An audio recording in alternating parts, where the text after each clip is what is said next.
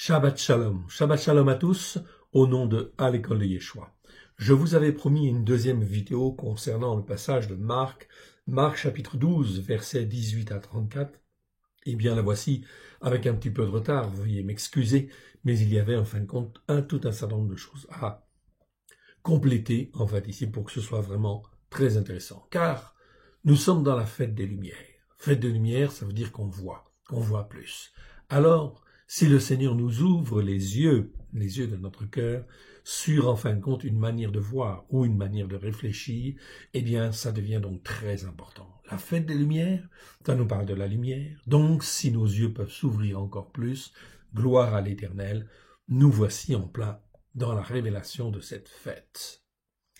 Voyons donc un peu ce passage de Marc, chapitre 12, versets 18 à 34, et nous allons voir dans cette deuxième vidéo, dans cette cinquième vidéo sur la fête de Hanouka, nous allons voir le deuxième passage, donc plus particulièrement Marc, chapitre 12, versets 28 à 34. On va remettre ces quelques instants au Seigneur. Père très saint, nous te rendons grâce dans le précieux nom de Yeshua. Merci Seigneur pour cette fête qui s'appelle la fête des Lumières, ou la fête de la lumière. Car nous voulons être lumière. Déjà, nous comprenons aussi que cette fête nous concerne pour que nous puissions être les témoins que toi tu veux à la gloire de ton saint nom. Nous te rendons grâce et nous te prions aussi pour que la lumière se fasse sur tes écritures, afin que tes écritures, ta parole, puisse nous parler encore plus profondément dans nos cœurs, dans nos vies, à la gloire de ton saint nom. Car c'est toi seul que nous voulons servir, toi le seul vrai Dieu, au travers de Christ Yeshua. Yeshua, qui est appelé en fait le Christ, par les nations, et qui s'appelle en fait Yeshua Mashiach Kara Akefour, c'est-à-dire celui qui est appelé le Christ, celui qui a fait l'expiation, afin que nous puissions rentrer dans une dimension spirituelle plus intense avec toi et s'attacher plus précisément, en fait, avec toi, plus s'attacher très précisément avec toi, fermement, d'être le même cœur, une même âme, un même esprit. Comme Yeshua l'a dit, ce que, en fin de compte, il veut, c'est que nous soyons un avec lui et un avec le Père. Alléluia. Qu'il soit fait selon ta volonté, au nom de mon Père, au travers de Yeshua, celui qui est appelé le Christ. Amen. Nous voici donc dans ce passage de Marc, chapitre 12, versets 18 à 34. On va étudier la deuxième partie, c'est-à-dire Marc 12, 28 à 34, mais pour bien, en fin de compte, resituer les choses, on va donc quand même relire le premier passage, juste pour se le remettre en mémoire, car il s'agit bien, en fin de compte, d'éclairage de la lumière dans nos pensées, dans notre manière de voir et notre manière de comprendre. C'est aussi cette dimension-là que nous amène Hanouka. Voyons le verset, en fin de compte, à partir du verset 18, relisons simplement le passage. Les tzadoukim qui disent qu'il n'y a point de résurrection vinrent auprès de Yeshua et lui posèrent cette question en disant « Maître, voici ce que Moshe nous a prescrit. Si le frère de quelqu'un meurt, laisse une femme, sans avoir d'enfant légitime et héritier, son frère épousera sa veuve et suscitera une postérité à son frère. Or, il y avait 7 frères. Le premier se maria et mourut sans laisser de postérité. Le second prit la veuve pour femme et mourut sans laisser de postérité. Il en fut de même du troisième. Et aucun des 7 ne laissa de postérité. Après eux tous, la femme mourut aussi. À la résurrection, duquel d'entre eux sera-t-elle la femme, car les 7 l'ont eue pour femme. Yeshua leur répondit, à travers ces choses-là dont on vient de parler, n'êtes-vous pas en train de vous égarer, parce que vous ne comprenez ni les Écritures, ni la puissance de Elohim. Car à la résurrection des morts, on ne donnera plus de femme en mariage, ni de mari, mais ils seront comme des anges dans les cieux. Pour ce qui est de la résurrection des morts, n'avez-vous pas lu dans le livre de Moshe ce que Elohim lui dit dans le buisson? Je suis l'Elohim d'Abraham, l'Elohim de Yitzhak, l'Elohim de Yaakov. Donc, il ne fut pas le Dieu d'Abraham, d'Isaac et de Jacob dans ce cas-là, mais il fut pour chacun d'eux le Dieu d'Abraham, le Dieu de Yitzhak et le Dieu, en fin de compte, de Jacob. Comme il veut être le Dieu de chacun de nous, car en fait la problématique est bien sûr différente pour chacun de nous, parce que Dieu veut nous former et nous amener à une stature parfaite. Donc le travail chez l'un n'est pas le même que chez l'autre. Elohim n'est pas l'Élohim des morts, mais des vivants, c'est-à-dire de tous ceux qui doivent avoir la vie, recevoir la vie et la vie éternelle. Vous êtes de beaucoup dans l'égarement. Donc Yeshua termine ce passage en disant « Vous êtes de beaucoup dans l'égarement ». Ok. On va donc voir dans le deuxième passage des choses très, très intéressantes et subtiles. Donc on va regarder, on va lire déjà, faire une première lecture pour lire en fait ce passage et avoir une vue générale. Un des sophrim c'est des scribes, qui les avaient entendus discuter. Donc, on voit bien qu'il y a un rapport avec le passage précédent. Un des sophrim qui les avait entendus discuter, sachant que Yeshua avait bien répondu aux tsadokim, c'est-à-dire les sadducéens, s'approcha et lui demanda « Quel est le premier commandement, le premier de tous les commandements ?» Yeshua lui répondit « Voici le premier de tous les commandements. Écoute, Israël, l'Éternel, notre Elohim, l'Éternel est un. Et tu aimeras l'Éternel, ton Elohim, de tout ton cœur, de toute ton âme, de toute ta capacité à réfléchir et de toute ta force. » C'est là le premier commandement. Et voici le second, celui-là même, qui lui est semblable. Tu aimeras ton prochain comme toi-même. Il n'y a pas d'autre commandement plus grand que cela même dont on vient de parler là. Le sophère, c'est-à-dire le scribe, lui dit « Bien, maître, tu as dit avec vérité que Elohim est un et qu'il n'y en a point d'autre que lui, et que l'aimer de tout son cœur, de toute son intelligence, de toute son âme, de toute sa force, et d'aimer son prochain comme soi-même, c'est bien plus que tous les sacrifices d'élévation et tous les autres sacrifices. » Yeshua, voyant qu'il avait répondu prudemment, lui dit « Tu n'es pas loin du règne de Elohim, et personne n'osa plus lui poser des questions. » Voilà donc en fait une chose intéressante. Ici, on a creusé les mots, on a cherché les mots, et vous voyez qu'il y a quelques petites différences avec les traductions habituelles que nous avons. Et c'est très important, vous allez voir. Je vais reprendre ce passage et faire un commentaire verset par verset, s'il y a besoin, de manière en fin de compte à aller un petit peu plus loin. On va prendre un petit peu de temps, ok? Donc installez-vous confortablement, ok? Et prenez attention, faites très attention, ok? C'est donc très très important. On va voir des choses très subtiles. Pourquoi? Parce qu'on est dans la fête des Lumières, donc la lumière doit venir pour nous éclairer. Verset 28. Un des sophrim, donc c'est scribe en français, ou grammateus en fait en grec, qui les avait entendus discuter, sachant que Yeshua avait bien répondu aux tsadokim, s'approcha de lui et lui demanda quel est le premier de tous les commandements. Donc il a entendu et en fait il pose une question. Qu'est-ce qu'il vient rajouter en fait là? Est-ce une question pour une question piège? Une question en fin de compte où il veut se positionner en fait ici quelque part? Ok, bon, ok, on ne sait pas trop en fait encore, mais il insiste quelque part. C'est un scribe. Bon, voyons ce qu'il est dit. Ici, en fait, au verset 29, Yeshua répondit, entre parenthèses, vous voyez TR. TR, ça veut dire qu'ici, nous ne suivons pas en fait le texte grec qui est utilisé pour la plupart des traductions en fait de nos Bibles, tout simplement parce que c'est le texte grec du 19e siècle et qui déjà il a été manipulé quelque part. Et en fin de compte, dedans, il y a tout un ensemble de choses qui sont, qui font partie de l'œcuménisme en fait aussi, etc. Enfin bref, on a touché au texte grec. Moi, je préfère en fait rester sur un texte plus intègre et c'est le texte reçu. Texte reçu des apôtres qui date du XVIIe siècle, où là, il n'y a pas de manipulation d'hommes, ou pratiquement pas, en fait, ici. Donc, on reste sur le texte reçu. Dans les Bibles françaises, vous avez très peu de Bibles qui sont traduites sur le texte reçu.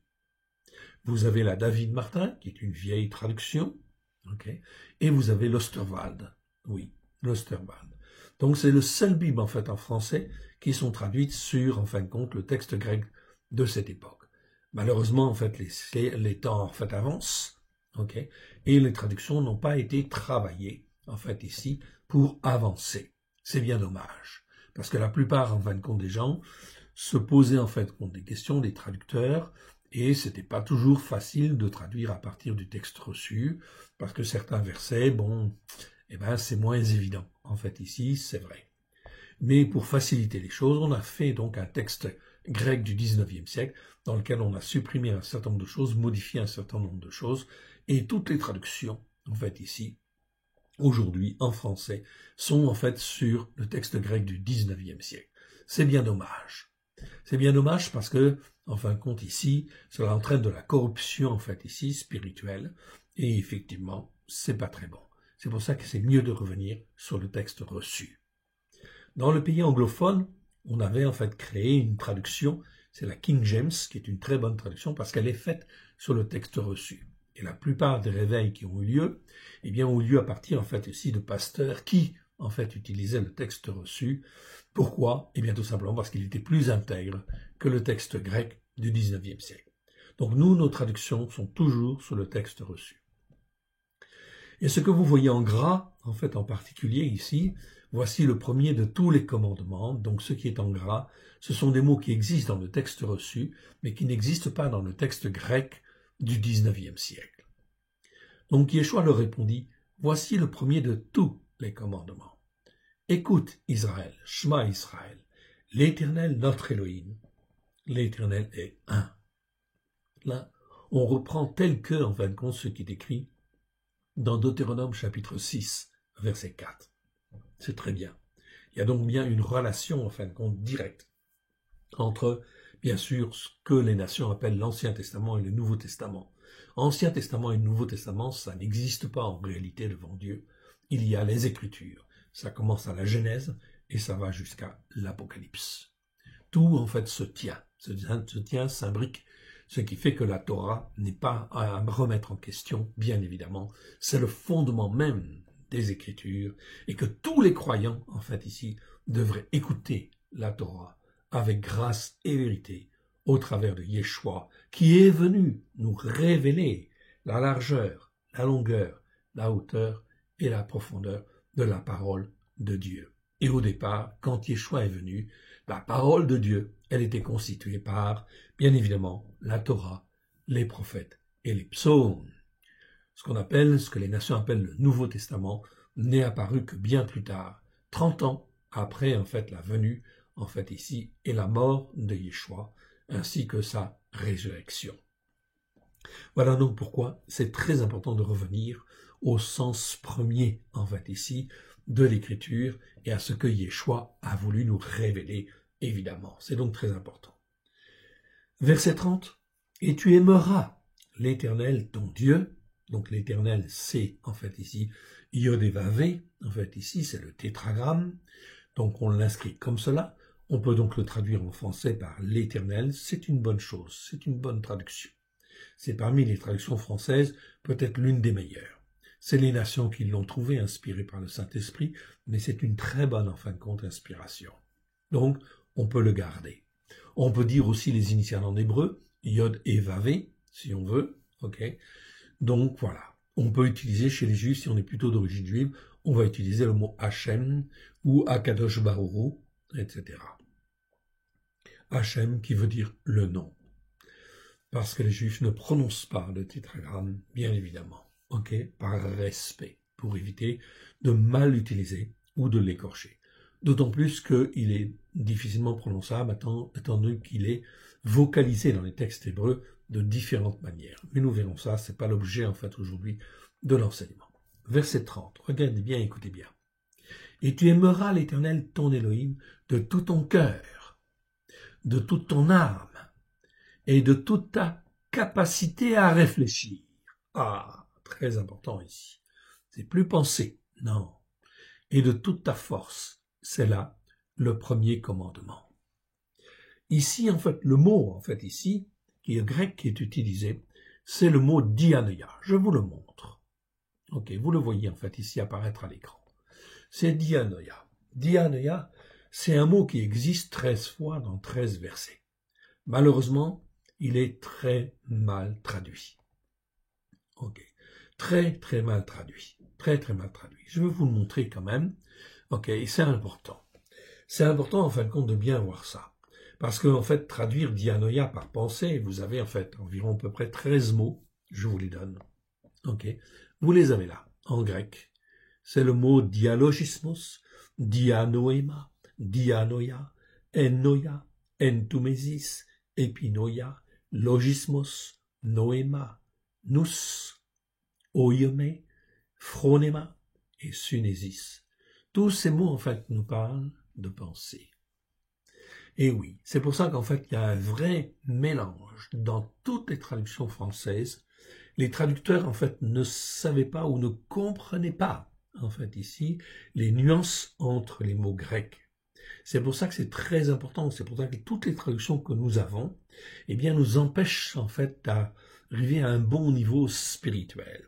C'est là un gros problème. C'est pour ça que tous ces mots-là, nous les avons repris, ici, dans le détail, dans, l'autre traduction, du Nouveau Testament, que nous avons appelée la Torah accomplie. Tous ces mots, sont bien distingués. Et avec leur sens, nous avons cherché, nous avons étudié, nous avons comparé tous les versets, de manière à recaler les choses comme il convient. Et que chaque mot, s'il parle de penser, mais c'est penser dans un certain sens, etc. Penser dans un autre sens, etc. Donc c'est pour ça qu'il ne faut pas mélanger. Ici, le mot dianoia, vous allez le voir. Vous l'avez là, ici.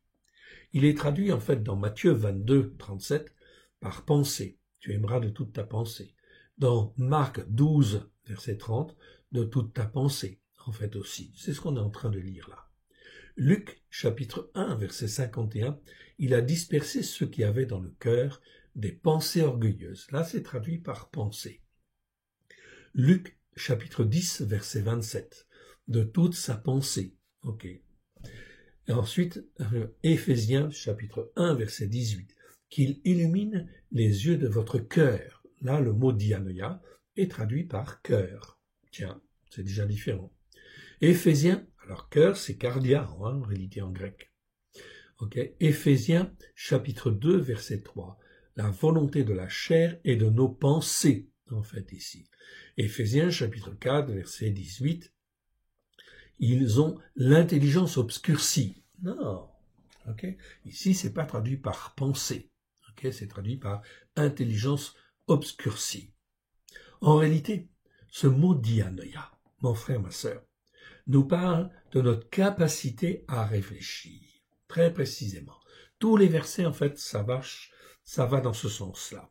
Ce mot, ici, dianoia, c'est beaucoup plus notre capacité à réfléchir dans le but de saisir l'idée principale d'un mot ou d'un verset. C'est vraiment le sens du mot grec dianoia. Donc, c'est les pensées, mais qui sont dans le sens de chercher l'idée principale d'un mot ou d'un verset. C'est plutôt, ici, plutôt que de dire pensée, c'est mieux de dire capacité à réfléchir. C'est certainement, la meilleure expression que l'on peut, retenir et sur lequel, on peut donner, une signification à ce mot grec, ici. Mais pas intelligence. C'est pour ça ici, ça va poser d'énormes problèmes, parce que les traducteurs ne faisant pas bien la différence entre les mots. Ici, dans Éphésiens 4, 18, on est en train de te parler de personnes, Paulos parle, de gens qui n'ont pas l'intelligence obscurcie, mais qui ont une capacité à réfléchir obscurcie, ici.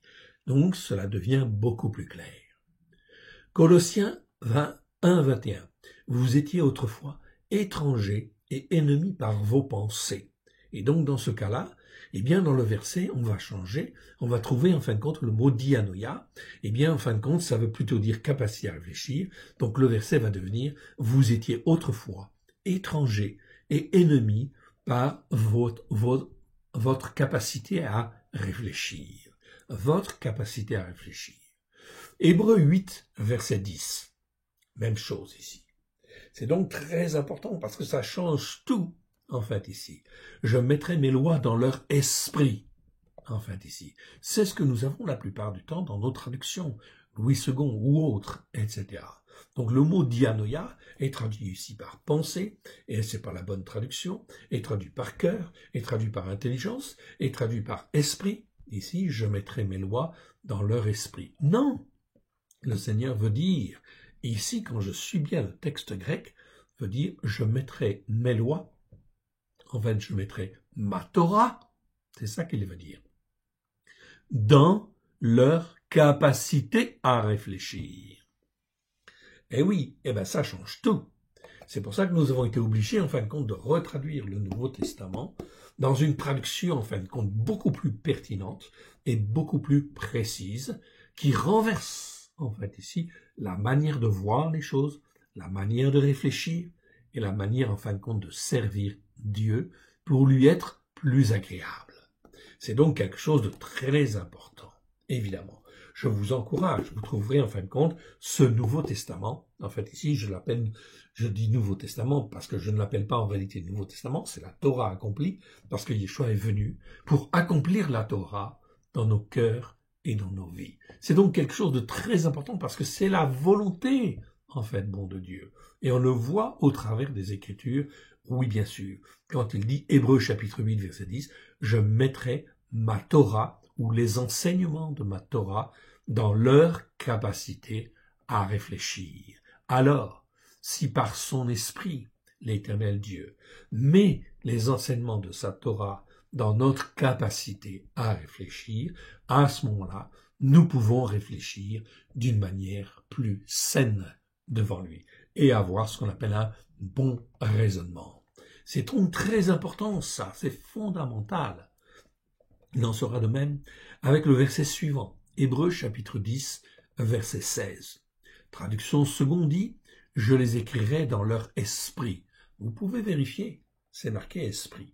Le mot dianoia est traduit par esprit. Ça n'a rien à voir. Dianoia, c'est la capacité à réfléchir dans le but de saisir l'idée principale d'un mot ou d'un verset. Même chose donc dans ce Hébreux 10, verset 16, Paulos répète, sous l'influence de l'Esprit Saint, répète et insiste, et dit ici dans Hébreux 10, 16, je les écrirai dans leur esprit. En parlant de quoi? Des enseignements de la Torah.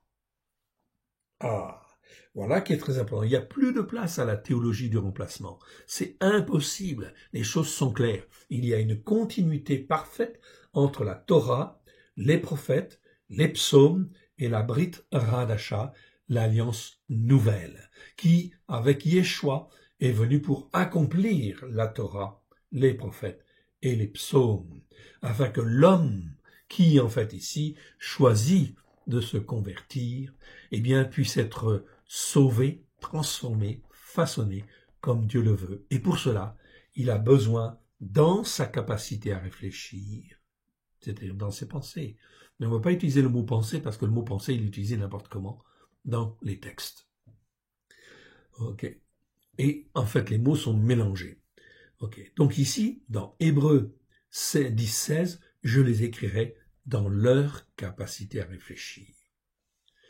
1 Pierre, regardons en fait maintenant dans 1 Pierre chapitre 1, verset 16. C'est pourquoi saignez les reins de votre entendement. Qu'est-ce que ça veut dire? Il y a d'autres mots qui parlent d'entendement ou de compréhension, en fait, ici. Donc là, je vais avoir un problème. Dianoia, en fait, ici, est traduit par entendement. C'est donc n'importe quoi, en fait, ici. C'est donc une très mauvaise chose. On voit que les traducteurs n'avaient pas la capacité, ce n'était pas le temps, en fait, encore, de comprendre, en fait, ces choses-là. Mais nous qui célébrons la fête des Lumières, la lumière vient sur nous, et la lumière, en fin de compte, elle se révèle dans nos cœurs et dans nos vies, justement pour que nous puissions avoir une meilleure capacité à réfléchir. C'est pourquoi saignez les reins de votre capacité à réfléchir. Dieu, en fin de compte, ne nous considère pas comme des animaux. Non, nous sommes en fin de compte dotés en fin d'une capacité à réfléchir. Et Dieu veut que nous l'utilisions, mais il nous laisse libres de l'utiliser comme on veut. Est-ce qu'on veut l'utiliser en se soumettant en fait à Dieu et à ses règles, ou est-ce qu'on veut l'utiliser dans le but de créer autre chose, une autre philosophie, une autre théologie? Non, il n'y a pas le droit en fin de compte à changer en fait les choses que Dieu a mises en place. La Torah est éternelle, la parole de Dieu est la vérité. Nous le disons. Alors si la parole de Dieu est la vérité, je crois en la vérité. Et j'écoute et je mets en pratique. Et j'écoute et j'essaie de saisir l'idée principale d'un mot ou d'un verset. C'est ça le mot dianoia dont nous parlons en fait là. C'est pourquoi saignez les reins de votre capacité à réfléchir dans le but de saisir l'idée principale d'un mot ou d'un verset. 1 Pierre chapitre 3, verset 1. Pierre dit, « Je cherche à éveiller votre saine intelligence. » Donc maintenant le mot dianoia ici est traduit par le traducteur ici par intelligence, c'est pas très bien. Donc votre saine manière de réfléchir ou capacité à réfléchir. Donc saine, c'est-à-dire qui est assainie en fait ici, donc qui n'est pas influencée par de mauvaises choses. Est-ce qu'on veut être influencé par l'Éternel notre Dieu? Oui, bien sûr, par la puissance de son esprit. Eh bien, effectivement, c'est la meilleure des choses qui puissent nous arriver. Oui, évidemment. Voilà pourquoi il faut apprendre à se soumettre, en fait, à Dieu et à écouter l'Esprit Saint, l'Esprit de la sainteté, car, en fait, il est appelé dans la Torah, les prophètes et les psaumes, il est appelé, en fin de compte, l'esprit de sainteté. Quand on dit Esprit Saint, on traduit nous par l'Esprit Saint, mais c'est l'esprit de la sainteté de Dieu, de ce qui va te tenir à part des choses corrompues de ce monde. C'est donc extrêmement important. L'Esprit Saint, c'est en réalité l'esprit de la sainteté de Dieu.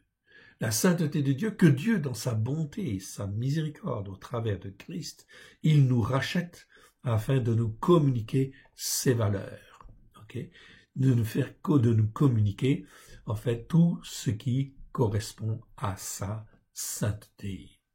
Pour nous rendre comment? Nous rendre saints. Parce qu'il a dit, justement, dans Pierre, « Vous serez saints parce que je suis saint. » Autrement dit, vous serez remplis de sainteté parce que moi, je suis en fait sainteté. Donc c'est très important. Donc notre capacité ici à réfléchir doit être exercée et doit être en fait stimulée et doit être en fait ici émondée, bien évidemment. Comment elle l'est? Simplement par les enseignements de la parole, avec des traductions bien meilleures. 1 Jean, chapitre 5, verset 20.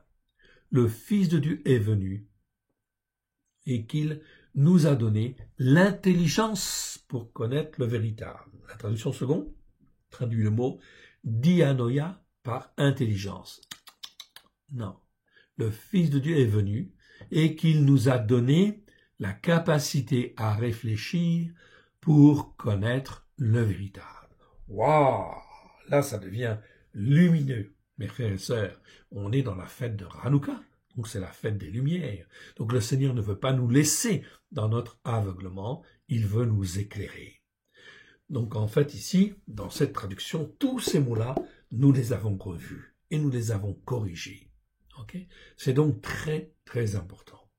En plus, les autres mots, en fait, ici, que vous voyez entre parenthèses, je vous les répète, voir aussi dialogismos, dianoima, dianoia, enoia, entumesis, epinoia, logismos, noema, nous, oi, ome, phronema et sunesis. Tous ces mots-là, ces mots grecs, eh bien, en fin de compte, nous les avons repris, chacun d'eux, en les redéfinissant comme il convient par rapport à l'écriture, par rapport à tous les versets.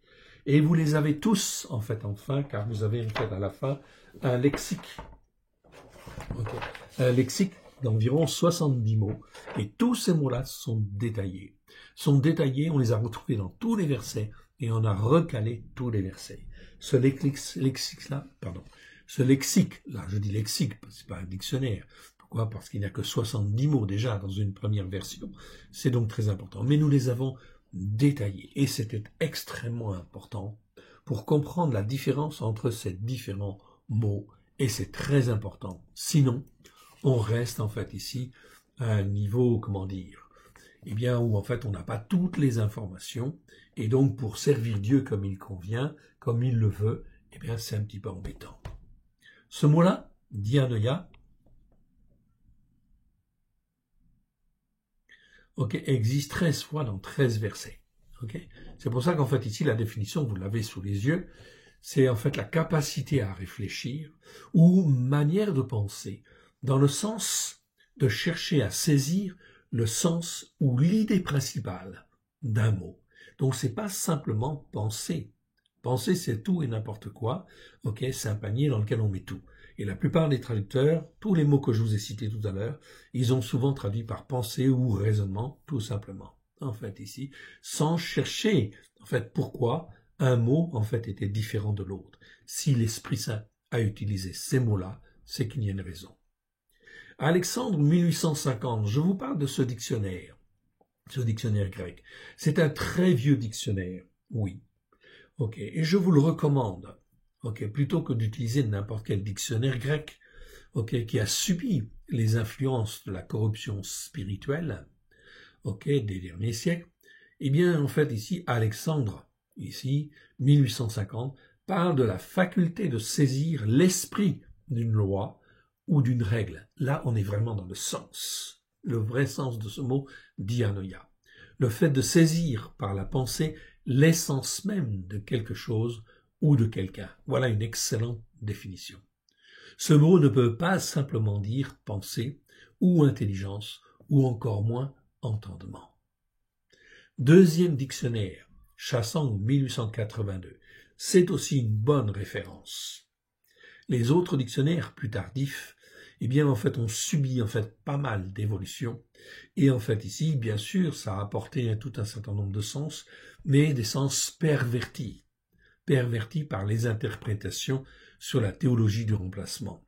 Chassang 1882 est intéressant aussi parce qu'il va confirme la faculté de penser, de saisir l'idée, le sens d'une chose. Bailly 1901, c'est un dictionnaire un petit peu plus tardif, il est intéressant mais moins intéressant quand même que les autres, mais c'était quand même une référence. Parle de pensée qu'exprime un mot ou un texte, le sens d'un mot ou d'un passage, ou encore l'intention dans le cœur. Vous voyez que la définition qui est donnée par ces trois dictionnaires est intéressante. Ces dictionnaires, tout le monde peut les acquérir. Ils sont disponibles gratuitement sur Internet. Vous pouvez donc les acquérir. Plutôt que de vous tourner vers tel dictionnaire, en fait, moderne, etc., prenez plutôt des dictionnaires anciens qui, justement, sont moins corrompus, en fait, ici, que, en fait, les dictionnaires modernes. Donc ici, on en déduit que dianoia, ce mot-là est très important, 13 versets, 13 versets, je vous encourage à les revoir, et vous pouvez comparer avec cette traduction, notre nouvelle traduction, etc.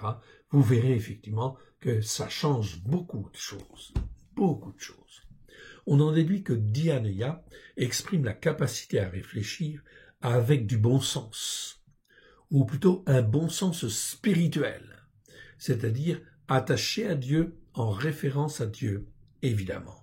C'est donc là très important, bien évidemment, parce qu'on ne peut pas exclure, en fin de compte, Dieu, notre capacité à réfléchir, elle est limitée, bien évidemment, à nos connaissances.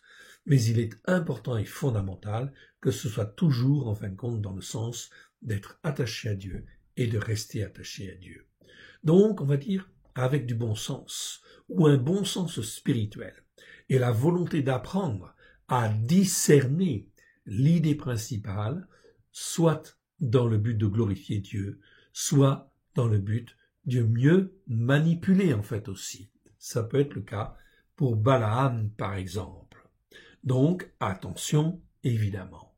Mais là on rentre dans une dimension spirituelle beaucoup plus intense, beaucoup plus grande. Mais en général, tous ces versets-là, tout ce mot-là, dans tous les versets, nous parle de la capacité à réfléchir, dans le but de servir Dieu. Sauf, vous avez vu tout à l'heure, où l'on parlait en fait dans Éphésiens 4, verset 18, ils ont l'intelligence obscurcie. Non, ils ont la capacité à réfléchir obscurcie, en fait ici. Donc c'est pratiquement le seul endroit où effectivement la dianoïa est mal utilisée. En fait, tout simplement, il faut s'attacher à Dieu et rester attaché à Dieu.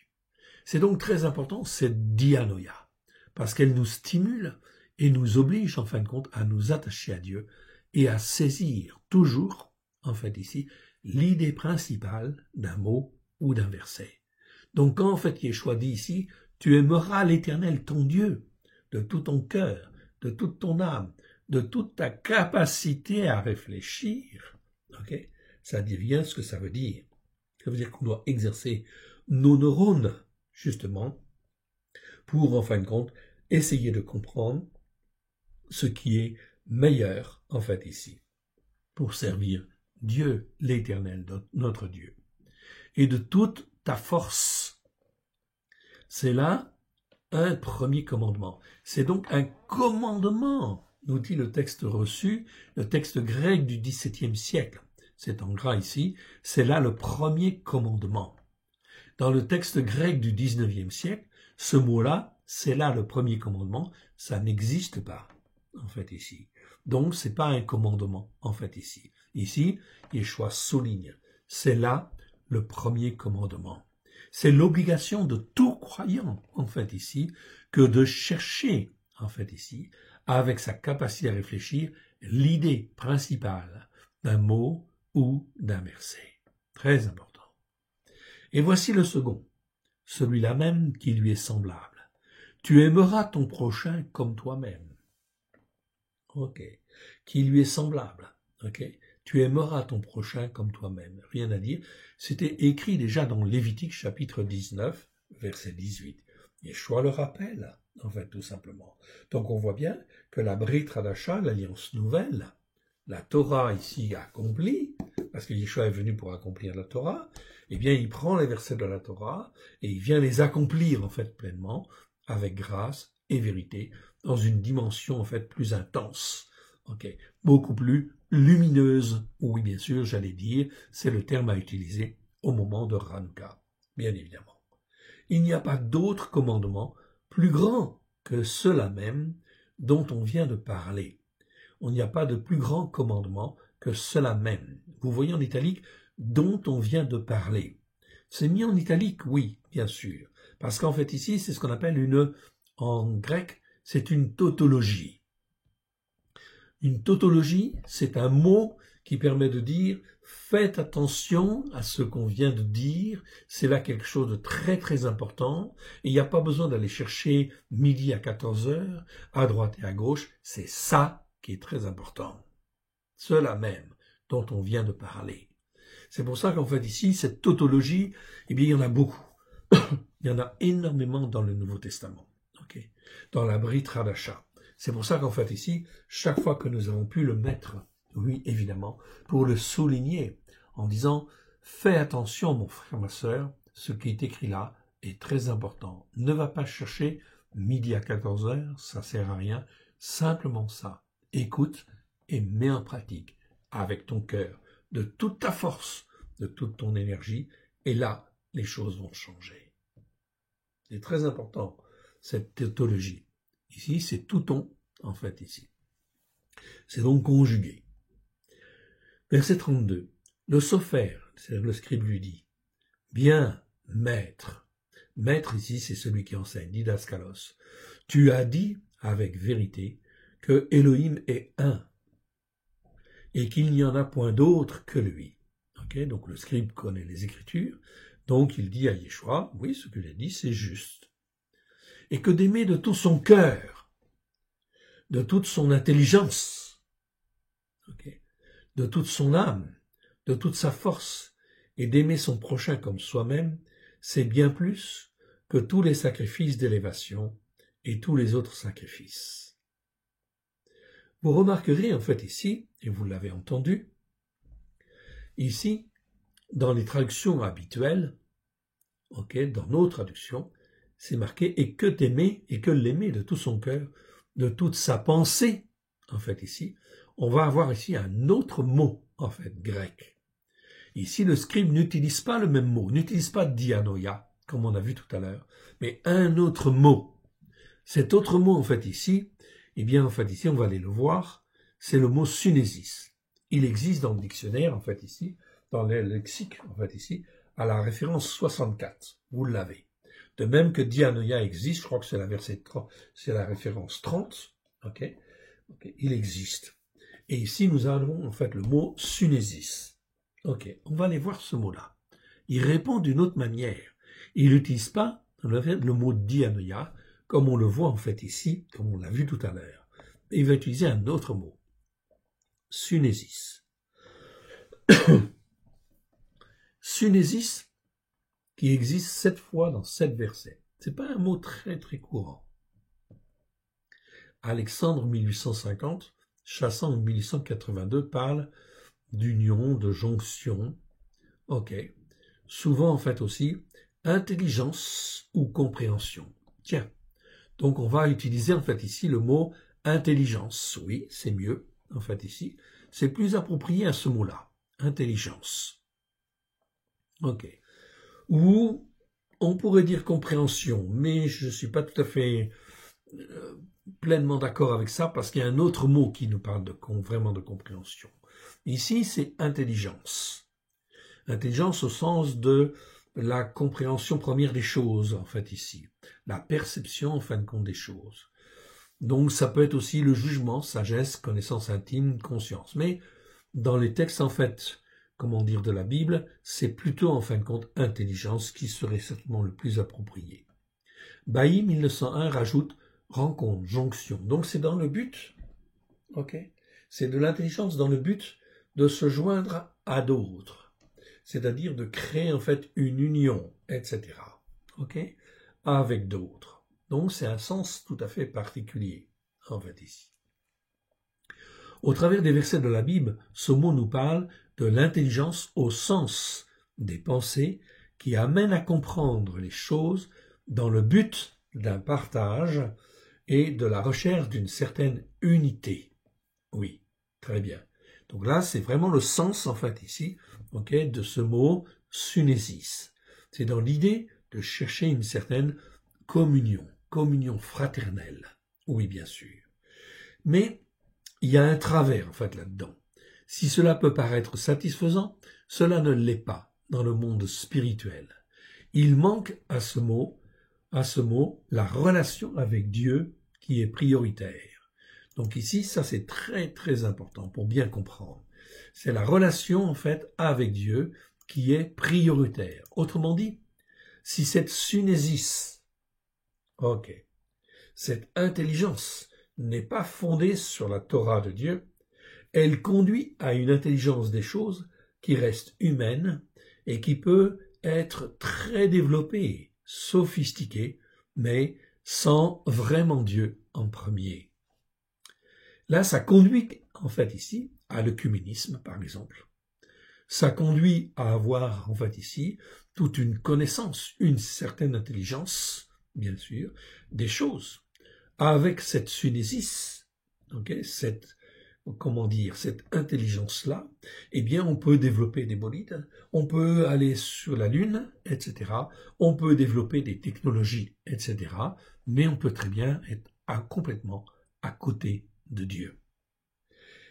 Les capacités humaines, soit sur le plan physique, soit moral, soit spirituel, dans le cœur, peuvent conduire l'homme à faire sans Dieu. C'est là l'inconvénient de cette synésis. C'est pour ça qu'Yeshua n'utilise pas synésis. Yeshua utilise dianoia. Et le scribe, lui, répond synésis. Il peut donc se développer ou acquérir de grandes connaissances, mais à terme, cela le conduit toujours à sa perte. À terme, cela conduit toujours à sa perte. L'œcuménisme en est aussi une autre expression. Par exemple, car sous le prétexte de l'unité des croyants, on finit par expulser Dieu pour préférer l'unité comme valeur essentielle, mais celle-ci est basée sur les compromis. Ce n'est pas bon. On ne cherche plus Dieu, car il dérange. La création de toute communauté assemblée ou groupement qui s'auto-satisfait de ses choix est un autre exemple, car cela ne met pas Eloah. Eloah, c'est en fait le nom de Dieu en fait aussi. Vous connaissez Elohim. Elohim, c'est un pluriel. Et le singulier en fin de compte de Elohim en hébreu, c'est Eloah. C'est Dieu seul, c'est Dieu le Père, si vous voulez. Ici, même chose, vous avez entre parenthèses 29. Eh bien, effectivement, chaque fois qu'on a en fait le mot Eloah, vous avez en fait, il est référencé ici, en fait ici, dans le lexique ici, à la référence 29.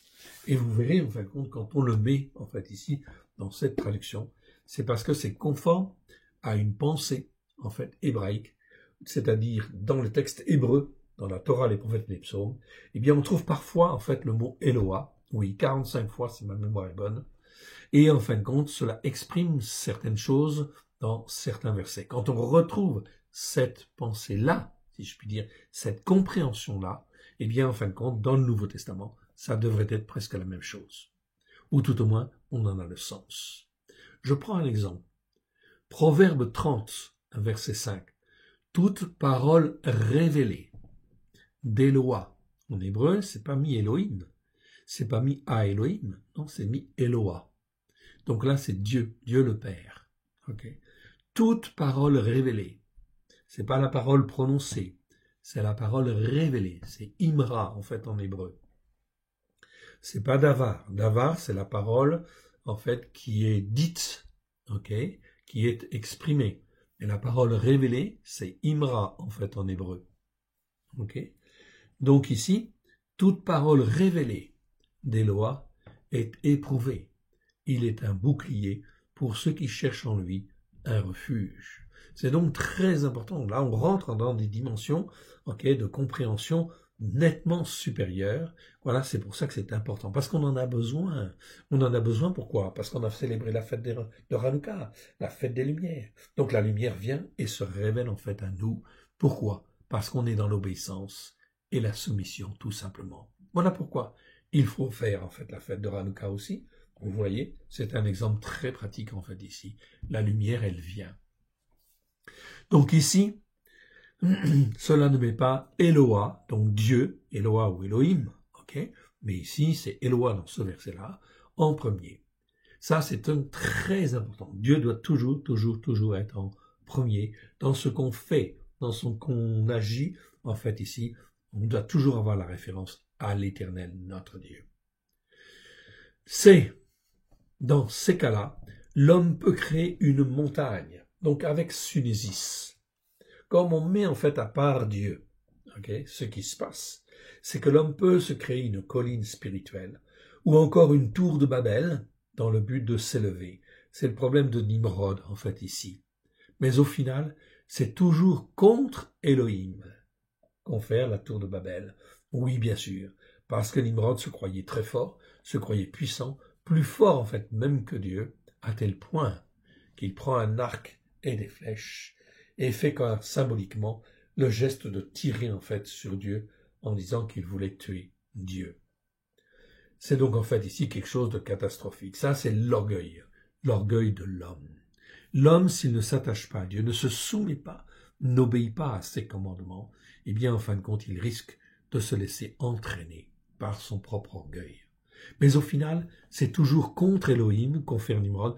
Non, c'est là une démarche mauvaise, pleine d'orgueil, et de vanité. Notre Eloah, c'est-à-dire notre Dieu, donc c'est une expression. Eloah, c'est aussi qui tu mets comme Dieu dans ta vie. Est-ce que c'est Elohim ou à Elohim, le seul Dieu unique et vrai, le Dieu d'Abraham, de Yitzhak et de Jacob? Alors là, c'est très bien. Il y a donc identité entre Eloah, ton Eloah, et à Elohim. Si l'on sait faire la différence entre ces mots hébreux, toujours traduits simplement par Dieu, en fait ici, dans nos traductions, eh bien l'hébreu est très très riche, mais en réalité, dans nos traductions, on traduit tous ces mots-là, en fin de compte, par Dieu. Même le mot « elle », en fait aussi, il est traduit par Dieu. Dans la pensée hébraïque, il y a bien une différence.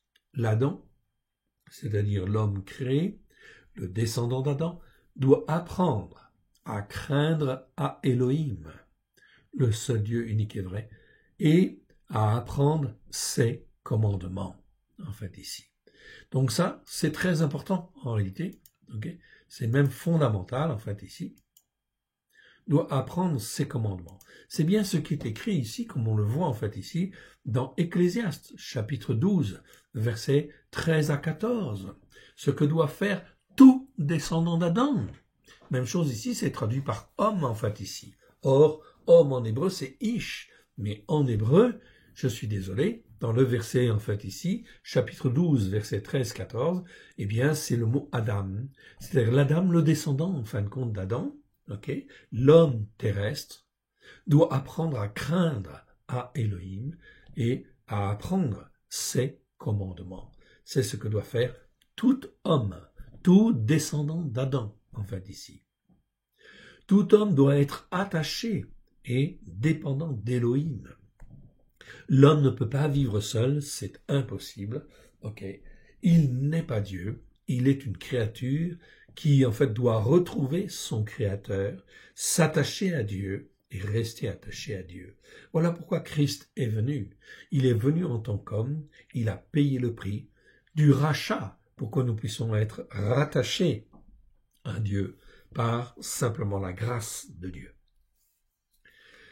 Ok, tout homme doit être attaché et dépendant d'Elohim, sinon il n'est pas vraiment homme selon Dieu, selon Elohim.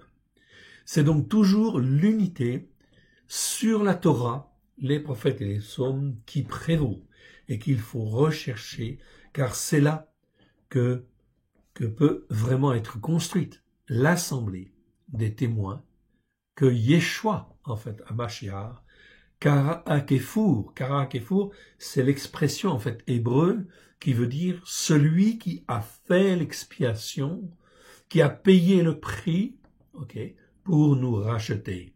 Donc c'est en hébreu, c'est Kara Hakefour. Okay. Celui qui est appelé le Christ, terme en fin de compte que l'on utilise chez les nations, oui bien sûr, en fait il vit, bon, à raison, pourquoi pas, en fait ici. Mais le tout, c'est de ne pas oublier que le Christ, c'est bien celui qui nous rachète pour être greffé sur les racines hébraïques de la foi, et non pas sur une théologie du remplacement catholique, protestante ou évangélique, qui en fin de compte déforme les choses. Non. Donc on n'est pas dans le Christ du remplacement. Christ, il est hébreu. Okay, c'est Yeshua HaMashiach, Kara Hakefour, en réalité, c'est celui qui a fait l'expiation. Kefour, ça vient du verbe kafar, qui veut dire expier. Okay, et là, il est conjugué au passif et à l'accompli. Okay, une forme grammaticale qui veut dire que, en fait, tout est accompli. Il n'y a rien à faire de plus. En fait, ici, cela suffit. Donc, l'œuvre de Christ à la croix est parfaite, oui, bien sûr, okay, pour nous racheter, pour nous greffer sur les racines hébraïques de la foi, et donc que nous soyons pleinement, en fait, rachetés pour être greffés sur la Torah, les prophètes et les psaumes. C'est là l'œuvre de Christ, mais du Christ hébreu, de Yeshua HaMashiach, Kara Hakefour. Cette assemblée ne peut être l'assemblée des croyants en Yeshua, ne peut être que celle des rachetés pour l'Éternel, notre Elohim, notre Père. Ce n'est donc pas n'importe quelle pensée ou n'importe quelle intelligence des choses que nous devons avoir, mais la pensée et la manière de penser de notre Elohim, de notre Dieu. C'est la seule manière d'être un avec le Père et avec le Fils. Car c'est bien le désir du Père et le désir du Fils. Dans Jean 17, Yeshua dit, en fait, moi et le Père, nous sommes un. Et ce que nous voulons, c'est que vous soyez un avec le Père et le Fils. Ok. Donc en réalité, c'est bien une unité spirituelle, ok, qui doit être en fait pleinement, en fin de compte, centrée en fait ici sur l'œuvre de Christ pour être attaché à l'éternel Dieu. Donc on est bien là dans la dianoia, c'est-à-dire saisir l'idée principale d'un mot ou d'un verset. On n'est pas dans la sunésis. Sunésis, c'est en fin de compte, eh bien, créer une montagne spirituelle qui n'est pas bonne, en fait.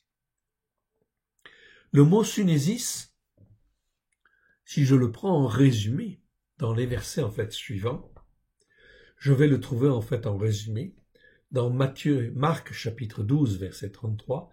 Là, c'est traduit par pensée, ici. Alors, ce serait mieux intelligence. Ok. Mais c'est intelligence, le mot intelligence est un peu ambigu en fait en français. Hein. C'est toujours intelligence dans le but d'une communion. Une communion, c'est un terme un peu trop catho. Okay, donc, dans une communion fraternelle ou dans le but de se rassembler, dans le but d'être unis. Okay. Donc, c'est pas la sunésis, ça peut être bien seulement si c'est effectivement centré sur Dieu. Okay. Donc, le mot sunésis, on va le retrouver en fait ici, okay, dans en fait ces différents versets, 7 versets, et il est traduit différemment. Dans Luc 2,47, c'est traduit par « de son intelligence ». Okay. Dans 1 Corinthiens 1,19, l'intelligence des intelligents. Okay. Dans Éphésiens 3,4, intelligence. Dans Colossiens 1,9, intelligence spirituelle. Ah, là c'est déjà mieux. Paulos sait très bien la différence.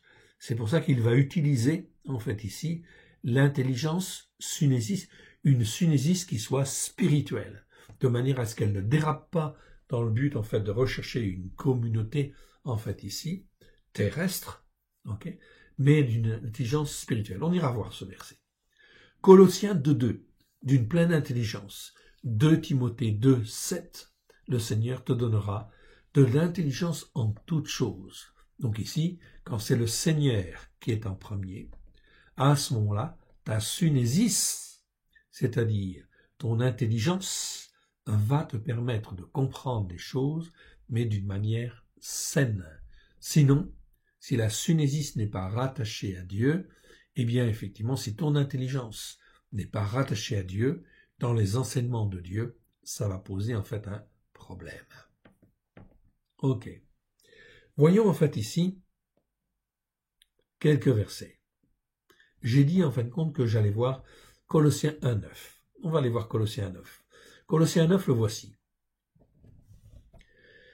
C'est pour cela même que nous aussi, depuis le jour où nous en avons été informés, nous ne cessons de prier à Elohim, donc Paulos parle aux Colossiens, nous ne cessons de prier à Elohim pour vous et de demander que vous soyez remplis, donc c'est le mot, c'est le verbe pléro, ok, qui est conjugué en fait au subjonctif en fait ici. Donc ça veut dire, quand il y a un subjonctif en grec, c'est toujours que ça va se réaliser si tu écoutes et que tu obéis.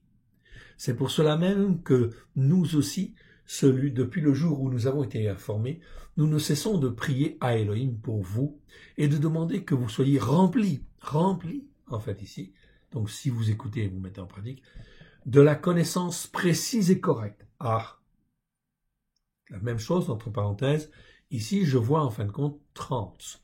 Même chose, vous avez la définition de ce mot ici dans le dictionnaire et tous les versets en fait ici qui y sont afférents. À titre indicatif, je vous les ai marqués en fait ici.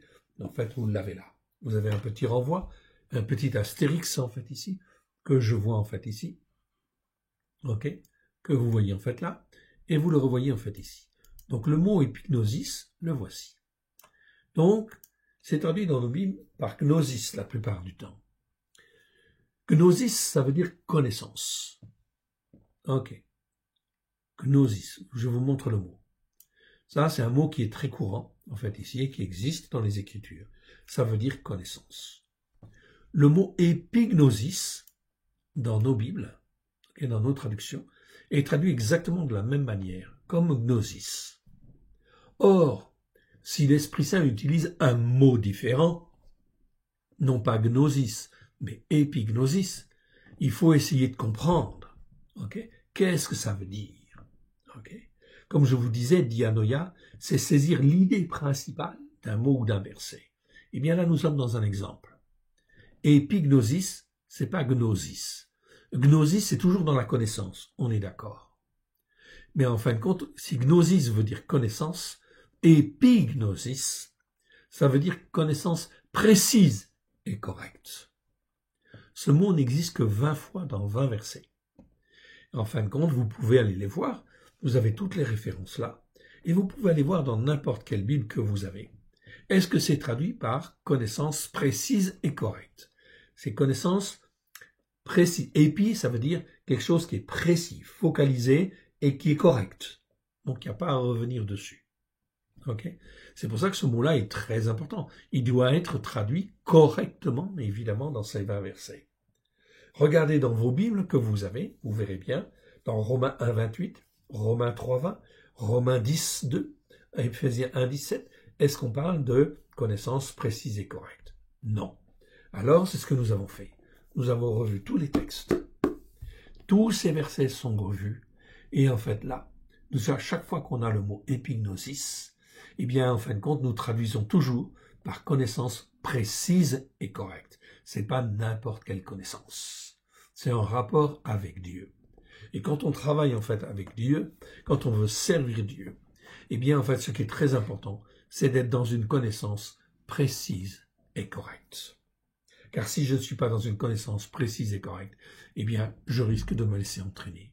Mais quand je suis dans une connaissance précise et correcte, épignosis, eh bien là, le Seigneur me forme, me façonne, et je deviens solide, ou beaucoup plus solide. Et je ne crois pas n'importe quoi. Donc de la connaissance précise et correcte, de quoi? De sa volonté. En toute sagesse et intelligence spirituelle. Même chose, on va retrouver ici intelligence 64, c'est le mot synésis. Donc ça c'est bien. Mais ici je vois que dans ce verset, Paulos dit bien, c'est pas n'importe quelle synésis, c'est une synésis ici, intelligence, qui est spirituelle. Ici le mot en fait utilisé, c'est le mot pneumatikos. Pneumatikos, même chose, c'est un mot très important, très très important. Vous l'avez, la référence c'est 51, dans le lexique en fait ici, vous allez à 51, et vous avez tous les versets où se trouve en fait le mot pneumatikos. Alors pneumatikos, qu'est-ce que ça veut dire très précisément? Pneumatikos, on le traduit par spirituel. Oui, c'est bien, c'est une bonne traduction. Donc une synésis, okay, qui est spirituelle. Mais spirituel, qu'est-ce que ça veut dire? Mon frère, ma sœur, c'est un sens très précis. Pneumatikos, en grec, ça veut dire qui s'attache à Dieu et qui reste attaché à Dieu. Là, on est dans le domaine spirituel. C'est-à-dire, il ne s'attache pas à une doctrine, ou il ne s'attache pas, en fin de compte, à un homme, ou à une femme, ou à ceci ou à cela. Non, c'est d'abord spirituel. Donc, il s'attache à Dieu seul, okay, pneumatikos. Quand on a le mot pneumatikos en grec, ça veut dire qui s'attache à Dieu et qui reste attaché à Dieu. C'est donc là très important ce mot spirituel. Donc c'est pas comme en français, enfin dit spirituel, tout est spirituel. Tu parles en fin de compte de ceci ou de cela, ça devient spirituel, ok? Non, tout le spirituel n'est pas bon, ok? Le seul spirituel qui est valable, pneumatikos en fait ici en grec, dans la Bible, c'est toujours qui s'attache à Dieu et qui reste attaché à Dieu. C'est donc très important en fait ici, okay? Fondamental. Donc là, on voit bien que la synésis ici, c'est une synésis spirituelle. Je reviens sur les autres mots, en fait ici, sur les autres versets. Donc ce mot en fait synésis, on a vu, existe en fin de compte 7 fois. Ok, les 7 versets. On les a vus en résumé ici. Et en fin de compte, si je veux les voir en détail, eh bien vous avez en dessous tous les versets qui se trouvent en fin de compte dans cette traduction-là, évidemment. Ok, donc une traduction qui a été travaillée, okay, qui a été méditée, tout, ok, et recalée en fait très précisément. Eh bien là, vous avez un exemple. Dans Matthieu 12, versets 32 à 33, c'est ce que nous sommes en train de lire ici. Le sophaire, le scribe, lui dit, « Bien, maître, tu as dit avec vérité que Elohim est un et qu'il n'y en a point d'autre que lui, il n'y en a point d'autre que lui, et que d'aimer de toute son âme, de toute son intelligence. » Okay? Donc lui, il dit pas dianoia ici, il dit synesis. Okay? Donc c'est pas toute sa pensée. Okay? Donc sa capacité, on va dire, c'est pas capacité à réfléchir, c'est tout en fin de compte, okay, son intelligence, okay, sa compréhension. Sa compréhension, okay? Bon, ça peut être bien comme ça peut être mal. De toute son âme, de toute sa force, et d'aimer son prochain comme soi-même. C'est bien plus que tous les sacrifices d'élévation et tous les autres sacrifices. Donc, il répond différemment. Okay? Ici. On va dire, il répond adroitement, ou il répond subtilement, ou prudemment. Okay? Mais pas avec intelligence. Okay? C'est pas, en fin de compte, pleinement avec intelligence. On va le voir. Okay. Luc 2, 47. Yeshua, il a 12 ans. Okay. 12 ans dans le temple. Tous ceux qui l'entendaient étaient frappés de son intelligence. Là, on va dire c'est bien traduit. Et de ses réponses. 1 Corinthiens 1, 19. Aussi est-il écrit, « Je détruirai la sagesse des sages, j'anéantirai l'intelligence des intelligents. » Donc ici, on a le mot synesis et l'adverbe sunetos, c'est la même racine. Ok, donc de ceux qui sont intelligents et qui sont même très intelligents quelque part, qui sont capables d'aller sur la lune, mais ils ne se sont jamais attachés à Dieu et ils ne connaissent pas Dieu, en fait ici. Or, tout descendant d'Adam doit apprendre à craindre Dieu, okay, et à se soumettre à ses commandements. Tout descendant d'Adam. C'est écrit dans Ecclésiaste, chapitre 12, à la fin du chapitre.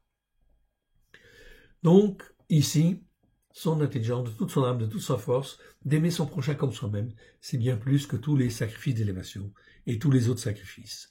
Dans Luc 2, 47, Yeshua il a 12 ans, tous ceux qui l'entendaient étaient frappés de son intelligence. Bien traduit, on va dire, et de ses réponses.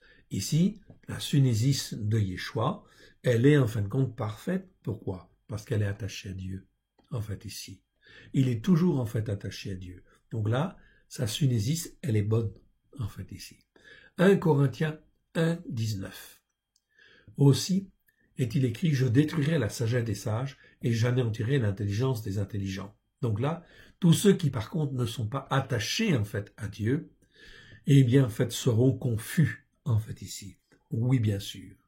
D'où, effectivement, c'est très important de bien comprendre ces choses-là. Éphésiens 3, 4. En les lisant, vous pouvez percevoir avec l'esprit, mieux que représenter ou vous représenter, l'intelligence que j'ai du mystère de Christ. Donc, Paulos utilise le mot synésis ici. Il n'est pas mauvais, en fait, en soi, mais il a une bonne intelligence, donc une bonne, on va dire, compréhension, en fait, aussi, dans le sens de compréhension, de comprendre avec du bon sens. C'est ça. Synésis, c'est comprendre avec du bon sens. L'intelligence que j'ai du mystère de Christ. Colossiens 1,9, c'est pour cela même que nous aussi, depuis le jour où nous en avons été informés, nous ne cessons de prier à Elohim pour vous et de demander que vous soyez remplis, donc c'est ce qu'on a vu tout à l'heure, de la connaissance précise et correcte de sa volonté, en toute sagesse et en toute intelligence, mais une intelligence spirituelle, c'est-à-dire qui s'attache à Dieu et qui reste attaché à Dieu. Une intelligence qui ne s'attache pas à Dieu et qui ne reste pas attachée à Dieu, qui n'est pas dans la crainte de Dieu, va toujours déraper. Colossiens chapitre 2, versets 1 à 2. Je veux en effet que vous sachiez combien est grand le combat que je soutiens pour vous, pour ceux qui sont à Laodicée, et pour tous ceux qui ne m'ont pas vu physiquement, qui n'ont pas vu physiquement mon visage, afin que leur cœur soit consolé. En fait ici, là c'est aussi un subjonctif, donc c'est si ils écoutent, et fortifiés, qu'ils soient unis au moyen de l'amour, dans la richesse d'une pleine conviction, en fait ici, de l'intelligence de la connaissance précise et correcte du mystère de Elohim, le Père, et du Christ. Ce verset est difficile à traduire, on le sait, on comprend. Là, on l'a travaillé, en fait, on a mis du temps dessus, etc. Et c'est très important. Ici, unis au moyen de l'amour et dans la richesse d'une pleine conviction. Le mot conviction, ici, n'est pas traduit dans la plupart de nos Bibles. D'une pleine conviction de l'intelligence, c'est-à-dire de la compréhension pratique simple, de la connaissance précise et correcte du mystère de Elohim, le Père, et du Christ. Tout cela, ce sont des mots qui sont conjugués au génitif. Cela veut dire que, en fait, ici, c'est toujours du mystère de Elohim, le Père, et du Christ, en fait, ici. Or, dans nos traductions, eh bien, les traducteurs ont simplifié les choses en disant « mystère de Dieu, savoir Christ ». C'est un petit peu réducteur, Quand on ne sait pas le traduire, bon, on comprend, mais il faut aller plus loin, en fait, ici. Donc ici, on parle bien, encore une fois, de la connaissance précise et correcte de ce que fait le Père, de ce que fait le Fils et de ce que fait l'Esprit Saint. Enfin, le dernier verset où on va trouver ce passage, en fait, ce mot-là, c'est en 2 Timothée 2, 7. Dans 2 Timothée 2, 7, regarde ce qui est marqué ici. Perçois avec l'esprit. C'est mieux que le mot comprendre, parce qu'il y a d'autres mots en grec qui veut dire comprendre. Ici, c'est le verbe noéo. Noéo que tu vois en fait ici. Je te montre. Noéo, c'est un verbe, qui en fait nous parle de compréhension. Mais c'est un mot très élevé, c'est comprendre avec l'esprit. C'est pas simplement comprendre tout court, dans le but d'arriver à une bonne compréhension des choses. Ça, c'est le mot noéma. C'est encore un autre mot, ici, je vous le montre. C'est le mot noéma. Noéma, des fois, c'est traduit par pensée, en fait, aussi. Mais c'est pas bon, en fait, ici. La noéma, c'est le niveau le plus élevé, c'est la compréhension, c'est la conception, en fait, ici. C'est donc très important, en fait, ici. Noéma, nous, ce sont des mots, en fin de compte, ici, qui nous parlent là de la compréhension spirituelle, le niveau intellectuel le plus élevé, en fin de compte, de l'homme, en fait, ici, passe par là, en fait, ici.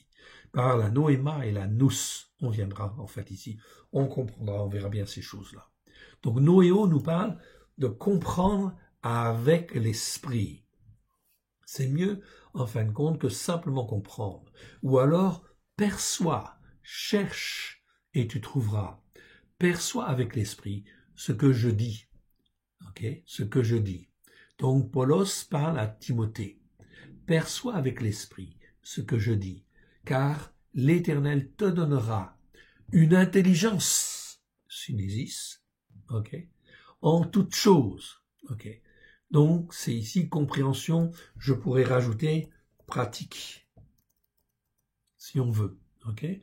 Mais en réalité, intelligence, c'est bien. Si tu t'attaches à Dieu et que tu sais, en fait, par l'esprit de comprendre, eh bien, en fin de compte, Dieu te donnera une intelligence en toutes choses. C'est donc très important, ce verbe-là, et nous l'avons corrigé, oui, bien sûr, dans cette traduction, en fait, ici. Très important, ici. Je vous encourage à l'acquérir, vous la trouverez sur notre site www.alecoledeyeshua.com, ça s'appelle la Torah accomplie. C'est vraiment, en fin de compte, une traduction qui bouleverse, en fait, ici, ce qu'on nous a donné jusqu'à maintenant, et qui, en fin de compte, a été perverti par la théologie du remplacement. Avec ce premier exemplaire, nous essayons, en fin de compte, de sortir de cette théologie du remplacement. C'est donc très important, en fin de compte, ici. Je vous encourage à la lire. Et je vous encourage aussi à en faire cadeau autour de vous, mais surtout de l'expliquer. Vous avez un abrégé dedans, en fait, de mots, qui est un condensé, en fait, ici, de choses merveilleuses, de perles que le Seigneur, en fait, nous a données dans le but de faire avancer les croyants, afin que le nom de Dieu puisse être glorifié sur la terre. On revient, en fait, un petit peu à notre texte quand même.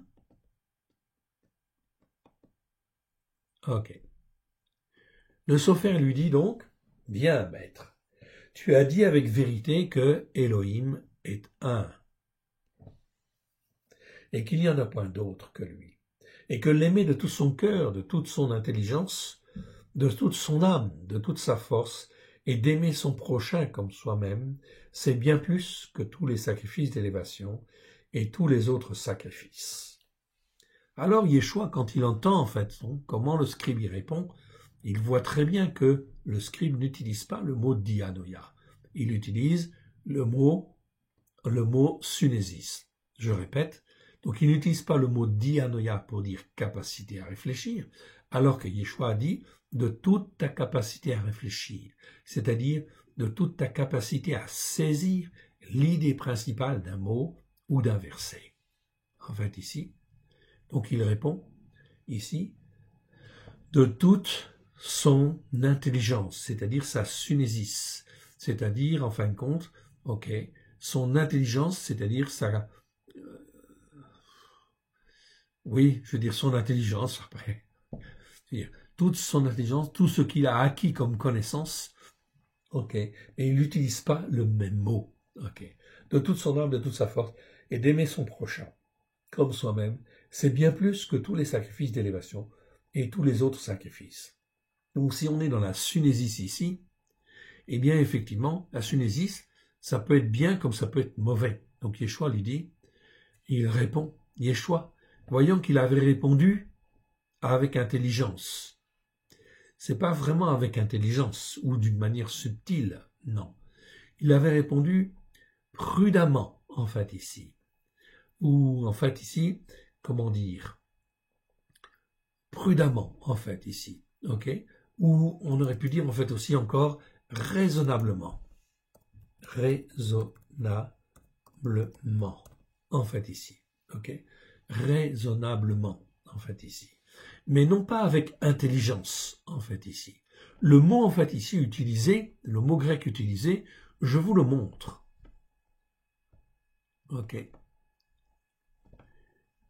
c'est le mot, attendez que je le trouve, dans tous ces commentaires, voilà. C'est nounekos. Nounekos, c'est un adverbe qui n'existe qu'une seule fois dans les Écritures, ici dans ce verset.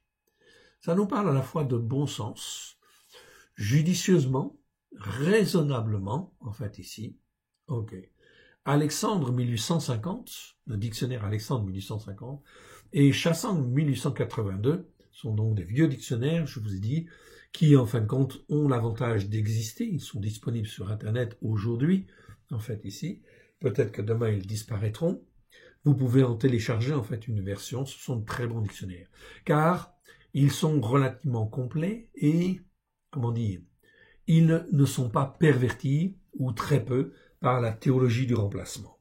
Donc ce sont donc des dictionnaires intéressants. Disent en fin de compte ici, prudemment, sagement, raisonnablement, d'accord? Mais dans tous les cas, ce n'est pas vraiment, en fin de compte, avec intelligence. Donc c'est pour ça qu'Yeshua a bien noté la différence, en fait, ici, comment, en fait, le scribe avait répondu. Il n'a pas utilisé le mot dianoia, il a utilisé le mot sunésis. C'est pour ça qu'Yeshua lui dit, voyant qu'il avait répondu prudemment, ou raisonnablement, eh bien, lui dit, tu n'es pas loin du règne de Elohim. Et personne n'osa plus lui parler. Il dit bien, tu n'es pas loin. Il dit pas, tu es dans le règne de Dieu. Non. Il dit pas, en fin de compte, le règne de Dieu est sur toi. Non. Donc ici, Yeshua à l'instant T, n'est pas convaincu qu'il va bien tourner. Peut-être il va bien tourner, peut-être il va mal tourner, ce scribe. Toujours est-il, en fait ici, c'est que Yeshua lui dit clairement, tu n'es pas loin du règne de Elohim. Mais il faudrait peut-être que tu te remettes en question, un petit peu, et que tu t'attaches d'une manière un petit peu plus précisément à réfléchir pour saisir l'idée principale d'un mot ou d'un verset. Donc il n'est pas tout à fait sur la bonne voie, à l'instant T. Ça ne veut pas dire qu'il ne va pas pouvoir le faire, en tout cas. Voilà donc en fait ici, nous avons eu l'occasion ici d'apprendre deux mots grecs, sunésis et dianoia, bien évidemment. Je vous encourage en fin de compte à approfondir. Ok, vous avez tous les versets en fait ici. Ok, je vous encourage donc à approfondir ces choses-là. C'est extrêmement important. On verra d'autres mots en fait qui sont traduits par pensée en fait aussi, et c'est très important d'apprendre à les distinguer. Ok, que l'Éternel Dieu vous bénisse, et l'Éternel Dieu vous garde. On va terminer par une petite prière. Père très saint, nous te rendons grâce dans le précieux nom d'Yeshua. Merci parce que tu as institué les fêtes de l'Éternel. Merci parce que tu as institué aussi, ou tu as permis que Hanouka se fasse, et elle est appelée la fête de la lumière, ou fête des lumières, afin que nous puissions être éclairés. Et si nous écoutons, et si nous mettons en pratique, oui, tu es là pour nous éclairer, pour en fait nous donner de ta lumière, car c'est par ta lumière que nous voyons la lumière. Nous te rendons grâce dans le précieux nom d'Yeshua étant ta main bienfaisante. Oui, Père très saint, sur chacun de nous, à la gloire de ton saint nom. Étant ta main bienfaisante, Seigneur, que la lumière puisse pénétrer dans nos cœurs, dans notre âme, à la gloire de ton saint nom, nous transformer, nous façonner et de faire de chacun de nous les témoins que toi tu veux, à la gloire de ton saint nom. Nous te rendons grâce, Père très saint, que ton nom soit béni, honoré lui toujours, au travers de Yeshua Mashiach, Kara Akefour, celui qui est appelé le Christ. Amen, Amen, Amen. Que l'Éternel Dieu vous bénisse et vous garde. À très bientôt. Shabbat Shalom. À très bientôt.